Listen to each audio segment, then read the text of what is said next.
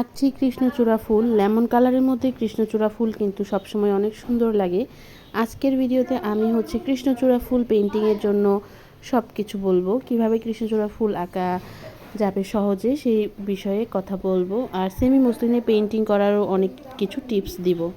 যারা বিগিনার আছেন তাদের জন্য কৃষ্ণচূড়া ফুলের ক্ষেত্রে অবশ্যই পেন্সিল ক্রেচ করে নিতে হবে, কারণ পেন্সিল ক্রেচ ছাড়া আপনারা ফুলের শেপ প্রথমবারেই ভালো আসবে না। দেখা যাবে 4টা শেপ বা 4টা পাপড়ি দেওয়ার পরেই 5টা দেওয়ার জন্য আর জায়গা পাবেন না, বা 6টার জন্য জায়গা হয়ে যাবে, এরকম আর কি।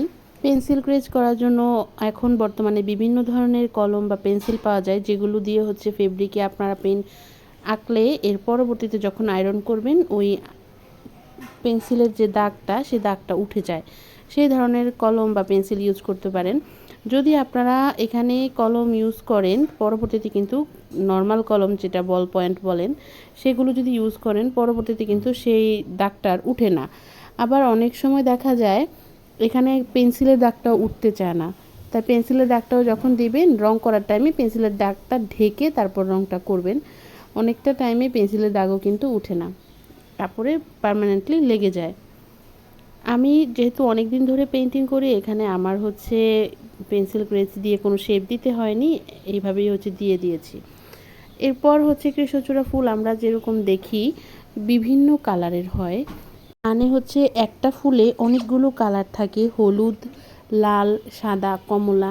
এই বিশেষ করে এই 4টা কালারেরই বিভিন্ন শেডে কৃষ্ণচূড়া ফুল দেখা যায়।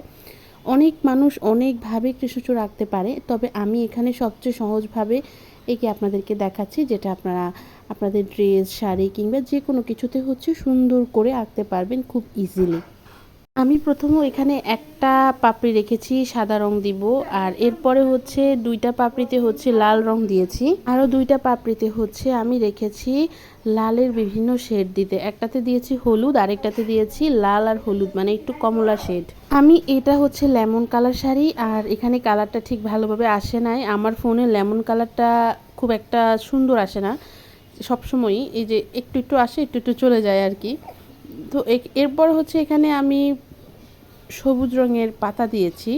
আর এই শাড়িতে আমার রিকোয়ার্ড ছিল যে পাতা খুবই কম হবে, তাই আমি পাতা খুবই কম দিয়েছিলাম। যিনি অর্ডারটা করেছেন তিনি বলেছেন ফুল বেশি হবে, পাতা কম হবে। আমি সেভাবেই কাজটা করেছি। এর পরবর্তীতে আমি এখানে সাদা রঙের পাপড়িটা ফিল আপ করেছি।